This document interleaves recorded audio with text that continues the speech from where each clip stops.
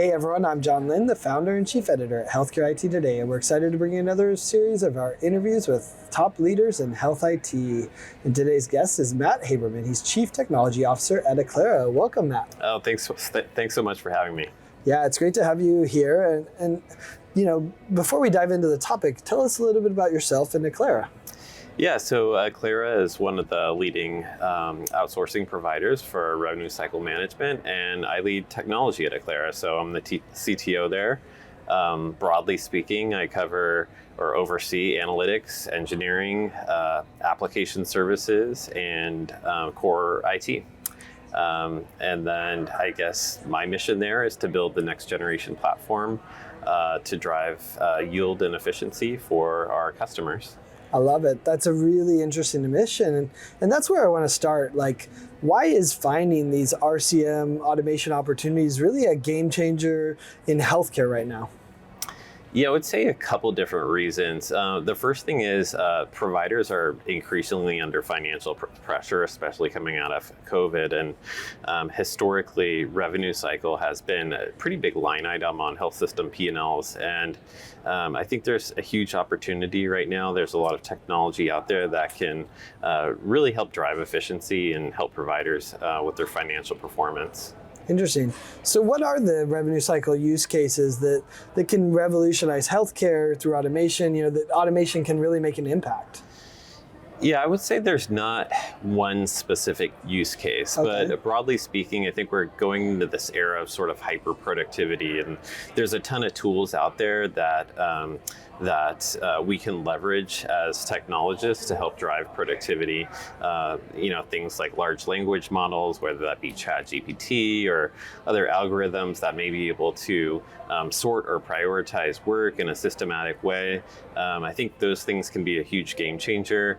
If we can get to a place where we're automating or rather making our staff more efficient by let's say 50%, that's going to make a huge dent in the cost that we're paying for revenue cycle.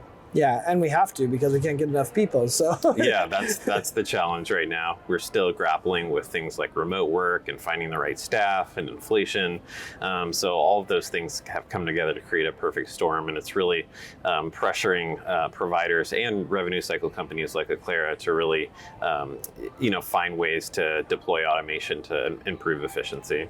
Yeah, I mean, at conferences in the industry, we're hearing all this talk of AI and automation and things, but I think it's sometimes overwhelming. So where should a healthcare company that wants to embrace automations, where should they begin their journey? Because as you said, it almost applies everywhere. It definitely applies everywhere. Everyone's going to begin their journey in a different place, right? And I guess my advice and recommendation would be to start a backlog of what you think the automation opportunities are, and come up with a cross-functional team that's going to help seed that backlog. So representation from technology, representation from operations. And as you develop that backlog, I would say you've got to start ranking stuff by value and effort. So value is what are you going to get out of this automation once it's in place, and then the effort is how much is it going to cost to deploy the automation, both in terms of people resources and hard costs. And once you develop that backlog, then you're sort of looking for the Goldilocks zone, right? Okay. These are the things that are high value, low effort, right? And those are the things that you're going to want to pick off first. But I guess I would also, as you're looking at this sort of portfolio of automation opportunities, think of automation, take a very expansive view of automation in terms of how you would define these opportunities. And I guess I would think about it across three different areas. The first area being sort of digitally assistive technologies, right? Okay. These are things that just make our staff more efficient. The next bucket I would look at is sort of partially automated activities. There's a lot of processes out there that you can't fully automate today, but you can partially automate, and maybe the user just has to approve it.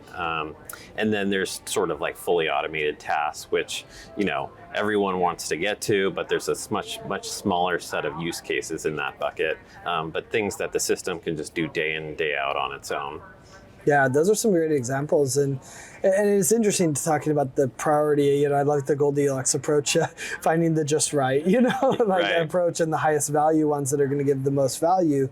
But as you navigate this world of healthcare technology, how do you determine the right tools and technologies for RCM automation? I imagine you're doing that in your company, and organizations are doing it as well. And talk about RPA within that too. Is it the answer to the automation needs, or how do you see RPA fitting into all this? Yeah, I think there's been a lot of buzz around RPA lately, but I think people who are deploying this technology are also finding that there's challenges with scalability, there's challenges with errors, there's challenges with websites or things that you're using RPA for changing and breaking the bots. So the cost and management of them is high.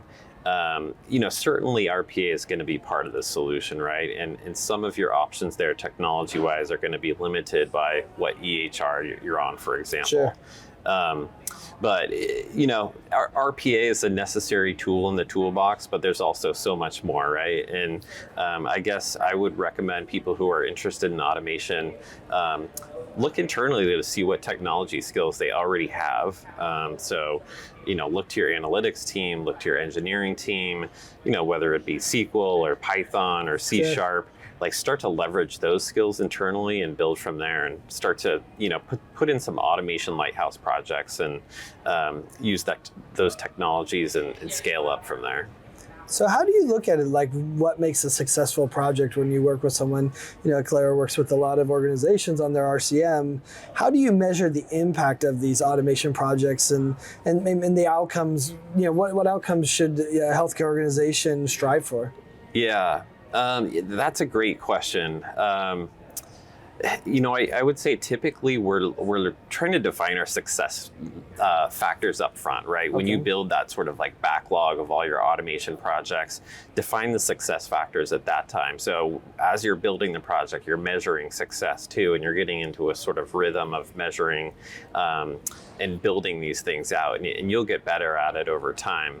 But generally, when I look at an automation project, I'm looking at human replacement cost. That's my sort of bottom line measure is, okay. How much would it cost you to otherwise do this work with a person, whether that be someone in-house or maybe it's through an offshore vendor.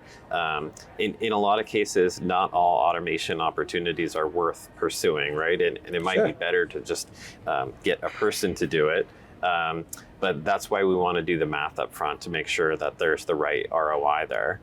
I would say looking at opportunities that are at least break even from an ROI perspective, and calculating out from a human replacement cost, how many hours are you actually saving, and then again calculating your upfront cost to put the automation in place. And if you can get to a break even, I think it's worth doing in consideration of all the staffing challenges that we're having, and those automations are going to help you scale in the future.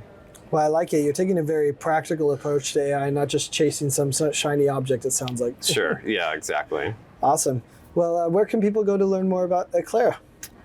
So you can go to our website at acclara.com, or look myself up or any of our other staff on LinkedIn or some other social media channels. Awesome. Well, Matt, I appreciate you taking time for sharing these insights and perspectives. Thanks everyone for watching and listening. If you want to find more great healthcare IT content like this, be sure to check it out at healthcareittoday.com or search for Healthcare IT Today on your favorite podcasting applications. Thanks, Matt. Awesome. Thank you.